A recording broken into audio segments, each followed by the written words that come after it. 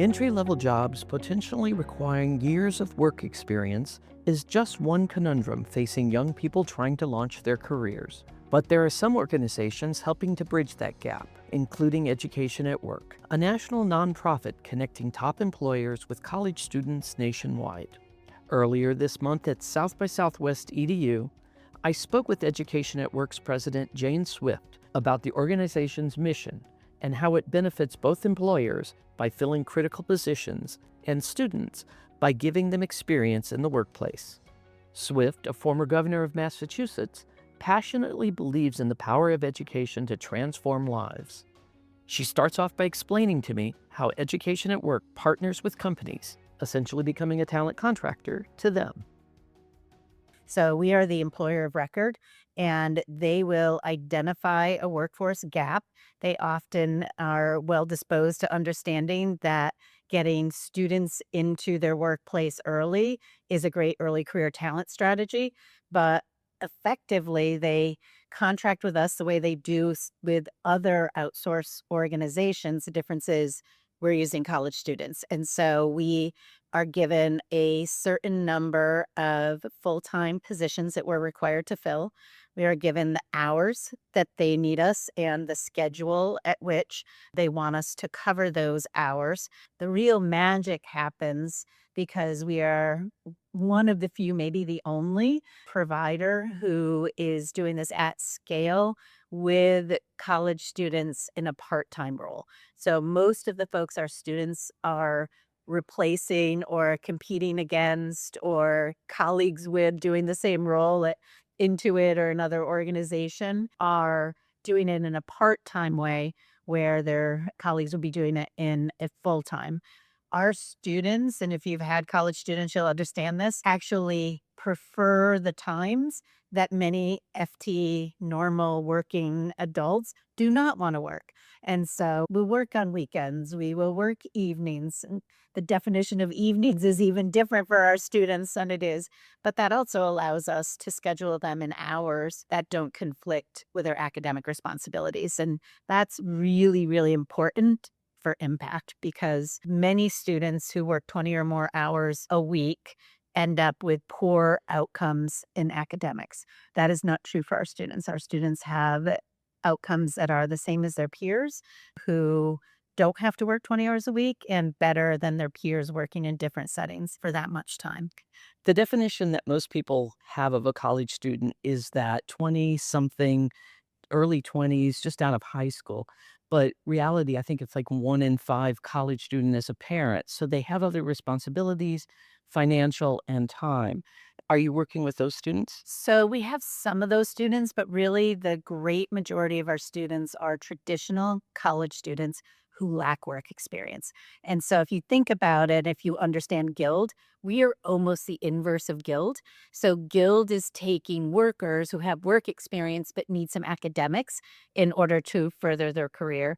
We're taking students who are getting the academics, but they don't have enough work experience, technical skills, or durable soft skills, whatever word you prefer, to get that good first job. And so we're really focused on helping young adults. You probably have seen all these statistics, but Georgetown released statistics that less than half of young adults make more than $35,000 a year. That is not a wage that is going to put you on a path to social and economic mobility. A lot of college students graduate and make less than $40,000 or $45,000 a year. That does not merit the investment you've made in your education. So our goal are to take those college students who need work experience and the upskilling and technical credentials we can include and embed into that work to get a good first professional job. How does this program work? Are you working with specific universities, colleges, and specific companies to bring these together? So explain the whole process. So the biggest key to all of this is to find employers who have workforce openings and who know they need to have a bigger pipeline of future workers and they have a need now. Our biggest challenge with employers is many of them fall into thinking in stereotypical ways about young adults, and we have super ambitious, hardworking students, and that I think is a surprise to them. We also have 12 years of experience with this sophisticated workforce management system. So we actually have demonstrated outcomes and results. We can show them that, yes, you can use college students in a part time role to fill a job you're already struggling to fill with a full time worker. And having that data is really why we think we're growing so fast right now because we're like, whoa, your students perform better than 7 other outsourced providers who are using the traditional model. The answer is yes, because they're there for a very specific purpose and because our model has been perfected over time. So we prefer to place students where we have a formal relationship with a college or university, but we don't limit ourselves to just working with those students. But these are students who are probably your most at risk population. 80% students of color, 50% on Pell Grant, 50% first gen. Those things all make navigating to a paid work or internship opportunity and a good job much harder than it is for people and students who don't have the same profile. But it also means that we have to be cognizant of how many burdens they have and how many challenges they have. So many of our students are food insecure. Some of our students are meeting their full expected family contribution for their education. And so the value of being affiliated with a campus is multifold. First of all, we often either get space from the college, which helps make our finances work as a nonprofit, donated, or at least we're in very close proximity because expecting students to travel far distances to get to this job is just not a reality that works out all that often. Secondly, we can work with, and career services are understaffed and have a lot of challenges. We see ourselves as a partner to them. And so we work together to promote what types of students may be interested in our work. A great thing happened a couple weeks ago where we were mentioned on a parent page and another student, Facebook have these parent pages for colleges. If you know, you know. I'm not saying I endorse them, but this young woman came to us. And so at ASU is an example. We have both our physical site that's within 3/4 of a mile of campus, and then we have a site in the student center that's open where we do a lot of recruiting, a lot of promoting of our opportunities. And this young woman came up to us and said, "My mom told me to come find you." I was like, yes, we're getting to the moms. But it really does help. We have so much information out there that getting the information to students, but that's one of our sort of special sauce, and we can help employers with that. And then if we have students who are struggling, we are not a mental health provider. We try to always have food availability, but if somebody is really at risk of some kind of life event, we have these tight ties with the administration where you can get eyes on students and get them the help they need that they may not. 'Cause a lot of the universities we work with are really big, and some of these students just may not know how to navigate. I always think about my work study experience where I worked first in the cafeteria, but then found myself to religion and philosophy. And it was Gay Weedlick, who was probably the single adult who saw me, had eyes on me more than a professor, more than anybody else. So she was the person who would say to me, "It's going to snow this weekend. Do not take your car into the city." Or, "I can't believe you don't have a jacket on today." Those are the light things. But as my children who've all finished their undergrad degree and one's finishing her master's would not fall into the at-risk bucket of students we serve, but their father died when all three of them were undergrads. And I became painfully and acutely aware of the difficulty in finding supports that were beyond the traditional things when life happens. Again, it's not us providing that, but by having these close relationships with our partner colleges and universities, we are able to get the support to a student that they need.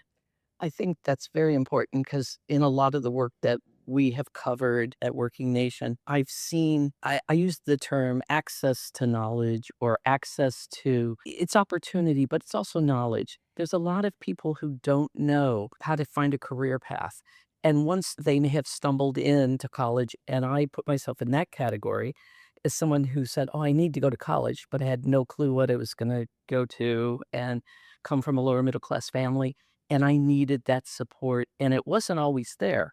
So to be able to give people that support, to put them on the pathway to economic mobility, that support system is very, very crucial. Critical. And we're still trying to figure out how to do it best at scale because if you have a great supervisor who's very engaged with you, you could get one set. So we've actually been talking about how we can better use technology and upskilling, but also in helping students to build networks that will continue to give them the advice. So if I'm not hanging out in the cafeteria or one of the other executives isn't on the day before your big interview, who's the person who's going to help you figure out what to wear? How many calls have I gotten from my daughters? It's a Zoom interview. Do I still have to dress up? Yes. And look in the camera, don't look at the person, but just all those little things. And because I came from that world, I was Pell Grant, I was a lower middle class family at a very wealthy institution.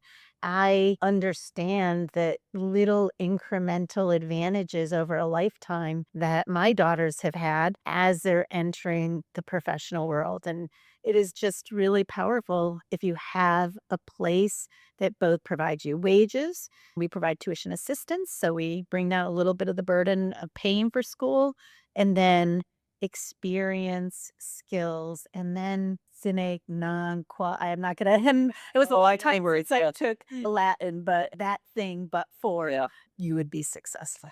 I think that's what a lot of people they experience it, but they don't know what to do about it. So I think that's very important. And then back to that idea of getting the experience that those young people may not have had jobs and they may not have been in professional roles.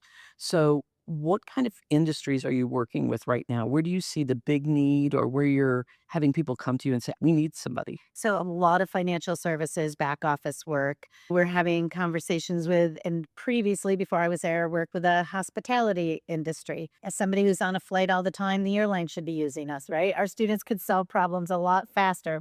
We can document that our students are quicker to solve problems. But if you think about that, so think about Intuit and taxes or a Hilton on hospitality.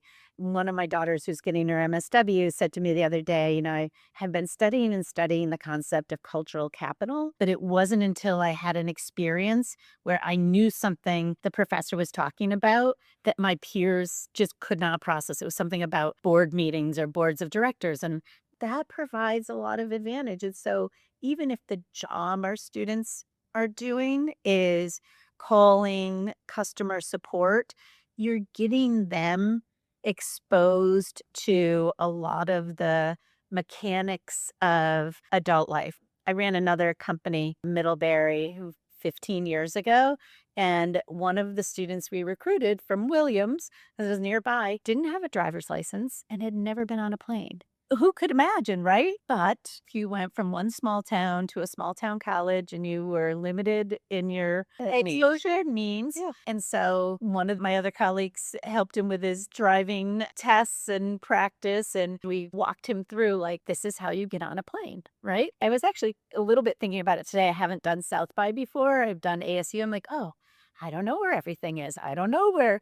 And so you go through that, but you have the competencies to navigate. We're giving our students those competencies to navigate, in addition to the thing they really come to us for, which is money and tuition support. You were formerly the governor of Massachusetts. What drew you to this kind of work? First of all, I've worked in education, so my own personal experience drove me to be in education. As a Pell Grants kid who saw the inequalities in educational preparation, fortunately, back in the 80s, if you graduated from a good school, you actually ended up with a job that could give you mobility. But fast forward 25, 6, 7 years, my daughters are in school, and it was COVID, but I really think COVID illustrated to a fine point challenges that already existed in the system. But I had a daughter who graduated from Northwestern, who had friends of her now fiance, I think they'll be at the wedding, who were majoring in STEM degrees and could not find internships. And because they couldn't find an internship, partly because during COVID they were so much more limited, but partly because They were bartending for cash. When it was time to get a job, their opportunities were so much more limited than the ones that my daughter had. You have to know the place I'm from, North Adams, Massachusetts. I actually ran into somebody who had moved away long ago, and he's like, "Do you still have that chip on your shoulder?" I'm like, "You betcha I still have that chip on my shoulder." But part of what I realized when I went to college is I was surrounded by a bunch of kids who were no smarter than the kids I had left home, but had been given so many more advantages. And the velocity of change, the challenges of COVID and of technology in this generation has just made it so hard for students to get that first job. So I was starting to help my daughters with their job search, helping the now fiance with his. If you remember the old Fabergé commercial, right? It doubles and then it doubles and it doubles. And pretty soon you're like, oh my gosh, I'm running 150 internship and job searches. But I would be looking at all of these postings for early career talent, and they expected students to have 2 years of relevant work experience. And the system is not set up to provide you that. And so that's where we come in. That was my interview with Jane Swift, former governor of Massachusetts and current president of Education at Work. I spoke with her at South by Southwest EDU earlier this month. I'm Ramona Schindelheim, editor in chief of Working Nation. Thanks for listening.